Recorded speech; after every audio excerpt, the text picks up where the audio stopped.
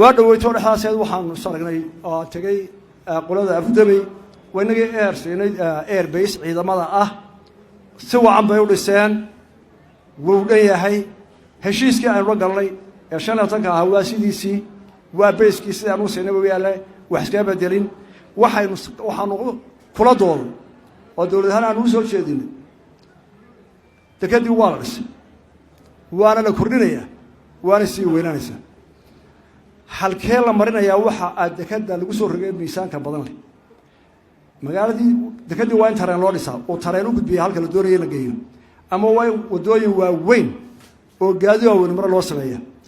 marka waxaanu helay fikradii mid ka dhow garoon aan isleeyahay waa ka Afrika ugu weyn baa la dhisay adduunka oo dhan ciidamada iyo shicibku wada isticmaalaan garoonada marka laga maarmaayo noqotay in garoonkii loo isticmaalo sibil ahaan iyo diyaaradaha madaniga ah oo noqdo international airport isla markaana marka u baahdaan ciidamada waa isticmaali karaan hadii ay noqoto taasina waxay noqotay horumar weyn oo maanta diyaarad kasta oo adduunka ugu weyn diyaarad kasta oo wax qaado adduunka ugu weyn xataa shuttle-ka loo diro dayaxo uu ku degan karay garoonka halkaas ay dhiseen waanu ka casraysay kii hore ruushka gebigiisa dib bay u qaadan adduun yaab la ay galiyeen waanu ugu mahadnaqnaa waa horumar Soomaaliland heshay oo horumar ah insha Allah laba arrin baan maskaxda ku haynaa inaanu cid u dhakaashana ama inagu haddii isku tiraan sameeyno haddii dekadu furanto oo 2 sano ka bacda ay dhisanto wadada burca berbera burca hargeysa way xirmaysaa way xamuulka jeeray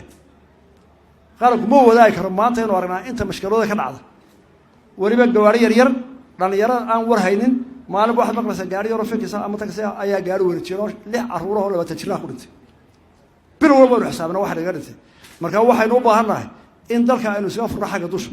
oo burciya hargeysa aynu xiriirno burcana ay gobolada bariga waraabiso culayska iyo dekada iyo rarka iyo wixii ka soo baxay labada wado maraan dalkuna dusha iskaga xirmo priority-ga koowaad waxa weeye sida aynu u heli lahayn wasiirka wadooyinka waa fadhiya dhamaantay waa tan ugu weyn culayska weyn ee nagu soo socda waxa weeye haddii dekadu marka ay furanto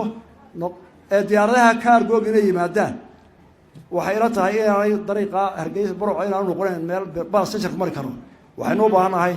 oo noo qorshaysan oo aynu isugu tagaynaa ilaa tabarteeda waa ogtiina fikir baan laga rabaa inuu dalka isaga furo xaggan qoladii oodweyne wadada oodweyne oo jirtay ma aha oodweyne waa wadada qarankii u baahana horena wuu ugu baahan yahay marka xilka had iyo jeer saaraan oday kasta oodweyne wuxuu idhaahdaa bismillaahir rahmaanir rahiim maxaad sheegtay madaxweyne nabada wadadii oodweyne ka war oodweyne ma qaranka oo dhan baa u baahan maanta waxba taa laga hadhin ma haddii ilaahay yiraahdo